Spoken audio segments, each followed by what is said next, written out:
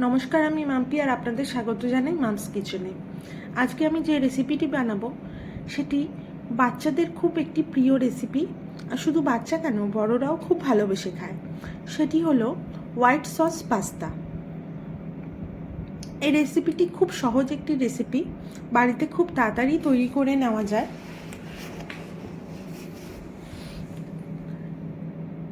তো চলুন শুরু করি আজকের রেসিপি হোয়াইট সস পাস্তা। শুরু করার আগে আমার ভিডিওটি যদি ভালো লেগে থাকে আমার চ্যানেলটিকে একটি সাবস্ক্রাইব করে দেবেন আর আমার ভিডিওটিকে একটি লাইক করে দেবেন। তো চলুন শুরু করি আজকের রেসিপি। সবার প্রথমে আমি এখানে জল ফুটিয়ে নিয়েছি। ফোটানো জলের মধ্যে আমি এখানে আমার পাস্তাগুলো অথবা ম্যাক্রোনি, আপনি যেটাই বলেন, পাস্তাও ইউজ করতে পারেন, আমি এখানে ম্যাক্রোনি ইউজ করেছি। 2 বাটির মতন ম্যাক্রোনি আমি ফোটানো জলের মধ্যে দিয়ে দিয়েছি। হাফ চামচ নুন,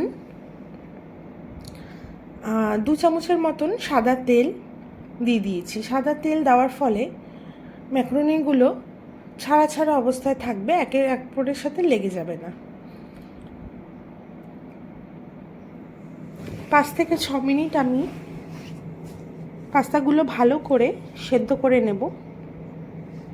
80 থেকে 90% পাস্তাগুলো সেদ্ধ করে নিতে হবে।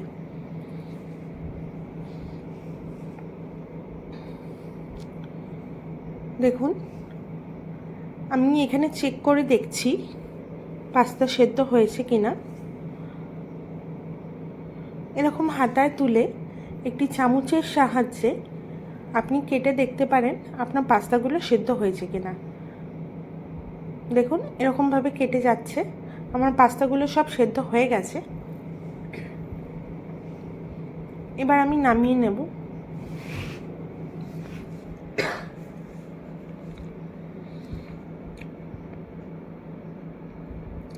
গ্যাসের ফ্লেম বন্ধ করে আমি পাস্তাগুলো নামিয়ে নেব। ভালো করে ছেঁকে ঠান্ডা জলে ধুয়ে আমি পাস্তাগুলোকে রেস্টে রেখে দেব। এরপরে গ্যাসে কড়াই বসিয়ে 2 চামচ মতন বাটার নিয়ে নেব। বাটারটা গলে গেলে এখানে অনেকটা পরিমাণে রসুন কুচি আমি ব্যবহার করেছি। রসুনটাকে ভালো করে ভেজে নিতে হবে।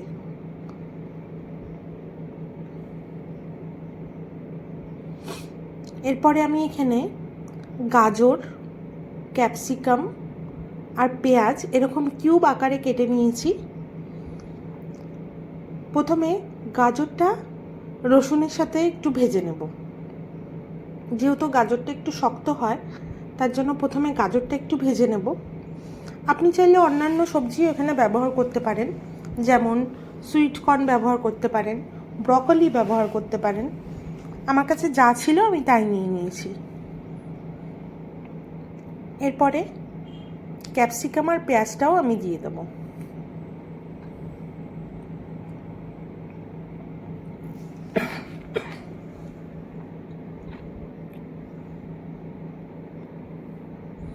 দেখুন, ক্যাপসিকাম আর পেঁয়াজটা দেওয়ার পর বেশিক্ষণ ভাজার দরকার নেই, জাস্ট একটু নরম হয়ে আসলেই, দেখুন 2 থেকে 3 মিনিট আমি এখানে হাফ চামচ মতো নুন দিয়ে দিচ্ছি। নুনটা দিলে একটু তাড়াতাড়ি ভাজাটা হয়ে যাবে, মানে সেদ্ধটা হয়ে যাবে।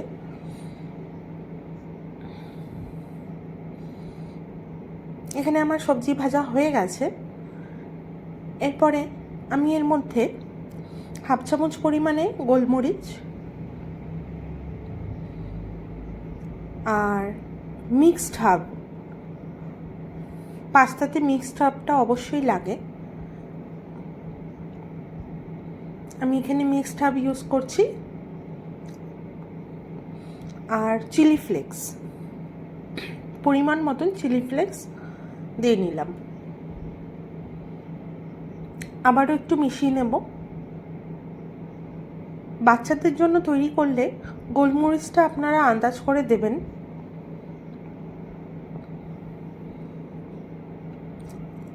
আমার সবজি ভাজা হয়ে গেছে। এবার এটা আমি ঢেকে সাইড করে রেখে দেবো।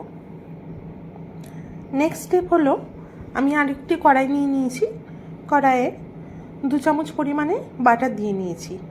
বাটারটা গলে গেলে এখানে 2 চামচ পরিমাণে ময়দা নিয়ে নিলাম। পরিমাণটা ঠিক রাখবেন, 2 চামচ বাটার নিলে 2 চামচ ময়দা। ময়দাটা ভালো করে আমি বাটারের সাথে ভেজে নেব।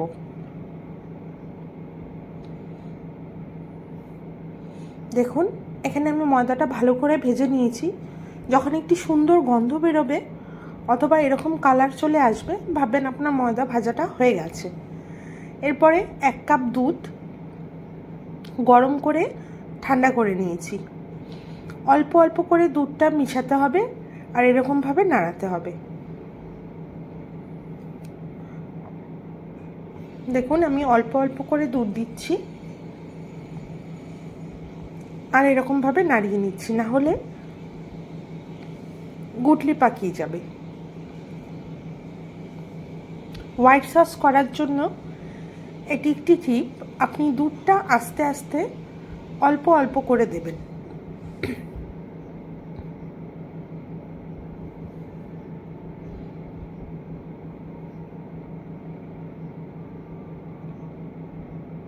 আর আপনাকে এরকম নাড়িয়ে যেতে হবে, না হলে কিন্তু লেগে যেতে পারে কড়াইতে। আর গ্যাসের ফ্লেমটা লোতে রাখবেন। দেখুন, আমি এখানে ভালো করে মিশিয়ে নিচ্ছি 1 কাপ দুধ দিয়ে। আপনার যদি মনে হয় দুধটা একটু কম হয়ে গেছে, আপনি আরও একটু দুধ ইউজ করতে পারেন। এরপরে আমি পরিমাণ মতন একটু লবণ দিয়ে নেব, 1/2 চামচ করে মতন গোলমরিচ দিয়ে নেব, আর মিক্সড হার্ব ইউজ করছি আমি এখানে 1 চামচের মতন, আর চিলি ফ্লেক্স ইউজ করছি 1/2 চামচের মতন।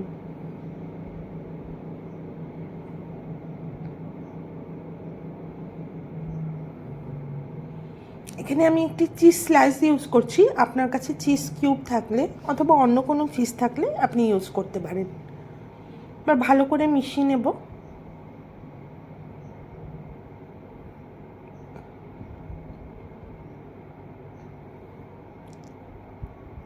এরপরে আমার সবজিটা এর মধ্যে দিয়ে দেব। সবজি দেওয়ার পর আরেকবার ভালো করে মিশিয়ে নেব।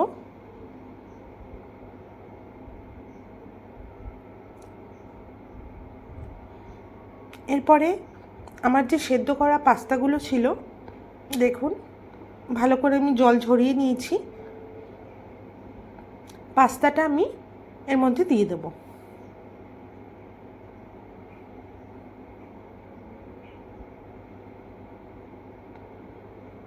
হাত দিয়ে এরকম একটু ছাড়িয়ে নেব।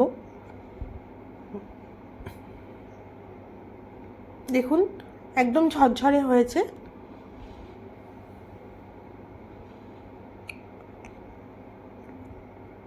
এরপরে মিশিয়ে নিলেই তৈরি হয়ে যাবে আপনার রেস্টুরেন্ট স্টাইলের হোয়াইট সস পাস্তা। এটি খেতে খুবই সুস্বাদু হয়। আমি এখানে আর একটু চিজ দিয়ে নিচ্ছি। চিজের 2টো স্লাইস দিয়ে নেব। চিজ দেওয়ার ফলে খেতে আরও বেশি সুস্বাদু হবে। এরপরেই মিশিয়ে নিলেই তৈরি হয়ে গেল আপনার হোয়াইট সস পাস্তা। এটি আমার তো একটি খুবই ফেভারিট রেসিপি। আপনারা এরকমভাবে তৈরি করে নেবেন, দেখবেন খুবই ভালো লাগবে। এবার আমি সার্ভ করে নিচ্ছি। একবার এরকমভাবে তৈরি করে দেখবেন, বাচ্চাদেরও খুব প্রিয় একটি রেসিপি। উপর থেকে আমি একটু চিলি ফ্লেক্স দিয়ে নিলাম। তৈরি হয়ে গেল রেস্টুরেন্ট স্টাইলের হোয়াইট সস পাস্তা।